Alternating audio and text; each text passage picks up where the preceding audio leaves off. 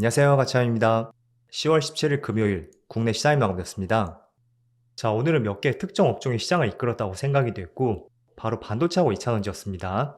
그래서 그런 업종이 아니었다면 사실 오늘은 시장 흐름이 그렇게 좋지 못했을 거예요. 어쨌든 오늘은 두 개 업종이 힘을 내주었기 때문에 코스피는 비록 위에 꼬리가 조금 달렸다고 해도 빨간불로 마무리가 될 수가 있었고요. 또 코스닥은 반대로 코스닥은 0.6% 빠지면서 상대적으로 조금은 부진했습니다. 그리고 코스피 상위종들을 보면 오늘도 어제하고 조금 비슷했던 것 같아요. 반도체하고 2차전지 이쪽이 시장을 주도했었고 또 그동안 시장 주도주였던 원전, 방산 이쪽은 상대적으로 좋지 못한 흐름이었습니다. 그리고 코스닥도 마찬가지로 2차전지 관련주가 시장을 주도했었고 그 외에는 크게 뚜렷하게 좋은 흐름이 나오질 않았습니다. 그래서 오늘은 반도체하고 2차전지가 시장을 이끌었었고 특히 2차전지가 가장 좋은 흐름이 있었다. 이렇게 정리해 보겠습니다. 그리고 코스피 수급을 보면 오늘도 외국인이 3천억가량의 순매수가 들어왔고 4일 연속의 순매수입니다. 그리고 코스닥도 외국인의 순매수가 있었지만 그렇게 많은 규모는 아니었고 기관은 이틀 연속으로 많은 순매도가 나왔습니다. 그리고 삼성전자 오늘도 장중에 신고가를 한번 경신했었고 외국인의 4천억가량의 많은 순매수가 들어왔습니다. 기관은 1천억 정도 순매도가 나왔었죠. 자, 반대로 SK하이닉스는 오늘은 외국인의 2천억의 순매도가 있었거든요. 하지만 기관 쪽에서 3일 연속으로 순매수가 들어오면서 오늘 2.8% 상승을 이끌었다고 생각이 됐고 그리고 에코프로가 모처럼 27% 급등이 났습니다. 수급을 보면 이틀 연속으로 외국인의 많은 순매수가 있고요. 연속적인 측면을 본다면 외국인은 지금 8거래 연속으로 순매수가 이어지고 있습니다. 그리고 삼성 SDI, 또 LG엔솔 확실히 최근 들어 기관과 외국인의 순매수가 집중적으로 들어오고 있습니다.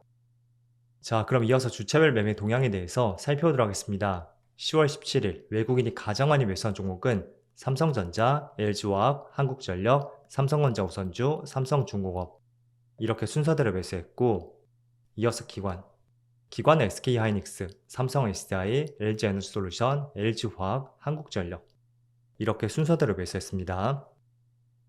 이어서 l 증시를 보겠습니다. 전날은 미국 증시의 흐름이 그렇게 썩 좋지 못했습니다.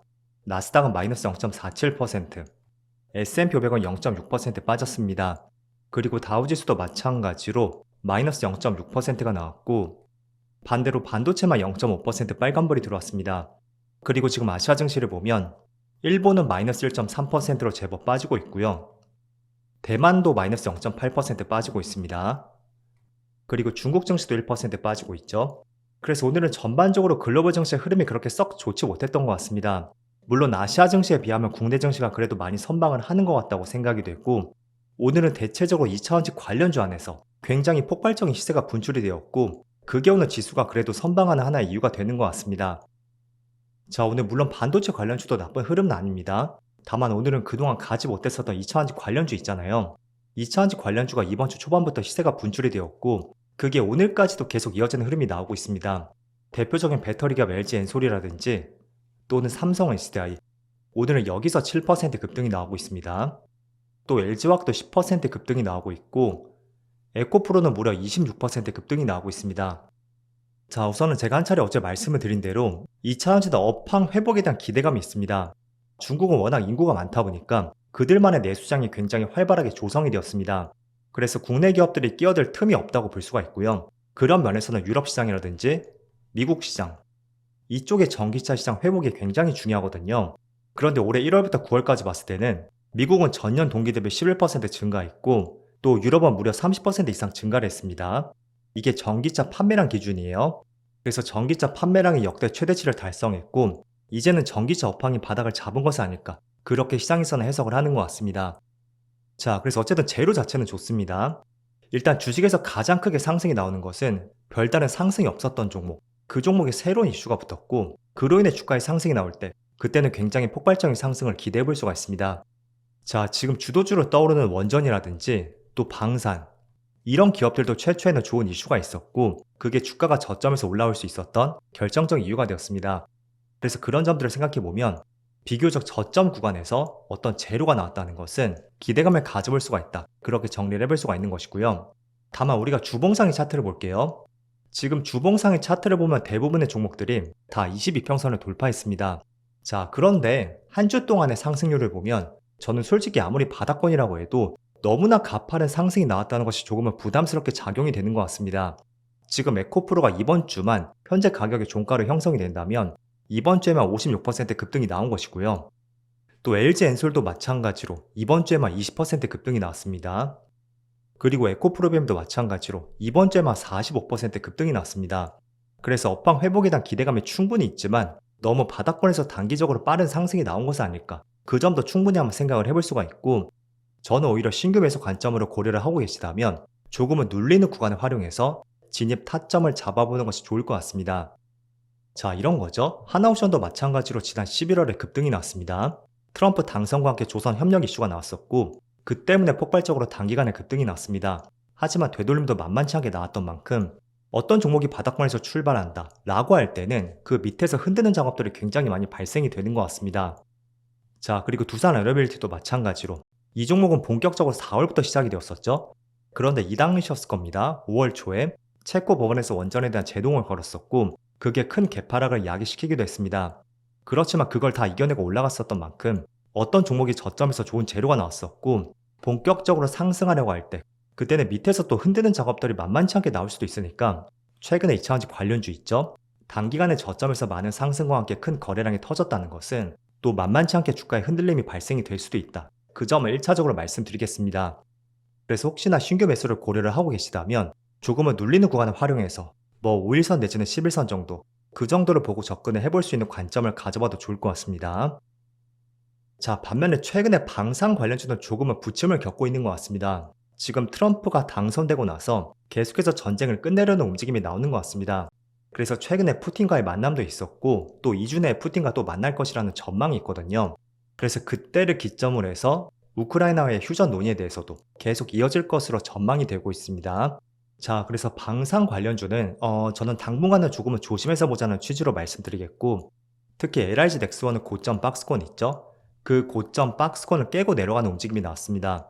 이런 모습은 사실 좋지 않은 흐름이라고 보고 있고요. 만약에 정말로 러시아 전쟁이 휴전이 된다면 방산에 대한 시각, 물론 실적은 계속 좋을 것 같아요. 하지만 바라보는 뷰 자체는 조금은 또 스크래치가 생길 수도 있습니다.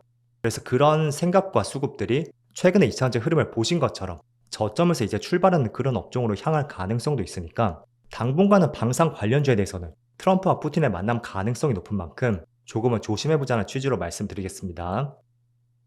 자, 그리고 어제는 TSMC의 실적 발표가 있었습니다. 3분기 순이익이 무려 21조 원을 돌파했었고요. 역대 최대치를 기록했다는 뉴스가 나왔습니다. 그리고 파운드리 점유율이 70%를 돌파했었거든요. 최근에 삼성전자의 파운드리 점유율이 계속 떨어지고 있는데, 지난 1분기까지 봤을 때 그때만 해도 67%를 기록을 했었다면 TSMC가 이번에 처음으로 70%를 돌파했습니다. 그래서 파운드리 격차가 점점 벌어지고 있고, 어쨌든 TSMC의 실적이 좋게 나왔던 결정적 이유는 AI 반도체에 대한 수요 급증이에요. 그래서 삼성전자의 파운드리 점유율이 조금 떨어지고 있다고 해도 이런 수요 급증에 따른 전체 매출과 영업이익의 총액도 증가할 수밖에 없겠죠.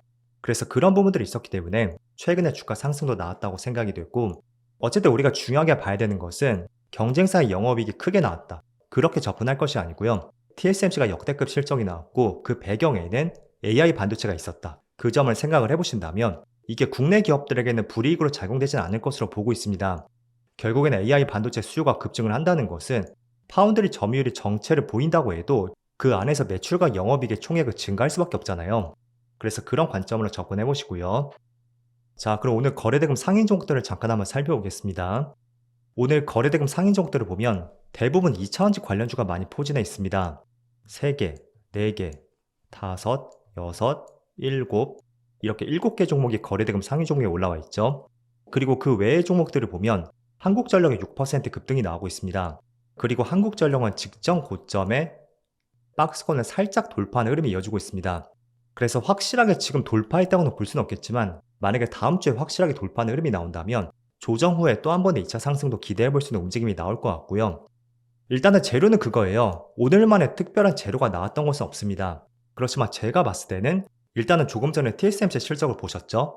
거기서 주된 키워드가 AI 반도체 수요 급증입니다. 그럼 AI 반도체 수요가 급증을 한다는 것은 최근에 국내 반도체 기업이 오픈 AI와 협력하겠다는 뉴스가 있었잖아요. 그리고 추가적으로 나왔던 것이 바로 데이터 센터 건립이었습니다. AI 반도체 수요가 급증을 한다는 것은 추가적으로 데이터 센터 확장을 기대를 해볼 수가 있고, 그렇다는 것은 높은 전력 수요에 대해서도 우리가 충분히 기대감을 가져볼 수가 있습니다. 그래서 그런 이유가 한몫을 했을 것이라고 생각이 됐고, 또 추가적으로 덧붙인다면 최근에 한국전력의 실적이 적자에서 흑자로 전환이 되었습니다. 그리고 내년에 전기요금 인상 가능성도 있거든요. 그래서 높아지는 전력 수요에 더불어서 전기요금까지 인상이 된다면 추가적인 실적 개선도 한번 기대를 해볼 수가 있습니다. 그래서 그런 모든 것들이 있었기 때문에 이번 주도로 주가의 강한 상승이 나오고 있다고 생각이 됐고, 아무튼 다음 주에는 이 고점 박스권을 확실하게 돌파하는지 한번 관심 있게 지켜봐야 될 것 같습니다. 자, 코스피가 이번 달에도 굉장히 좋은 흐름이 이어지고 있습니다. 좋기도 하면서 또 한편으로는 조금은 부담스럽기도 한 것 같습니다.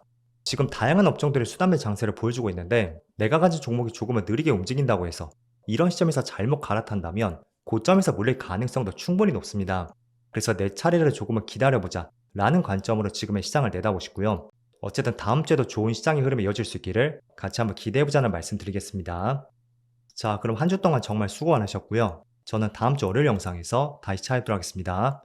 모두 즐거운 저녁 되세요. 감사합니다.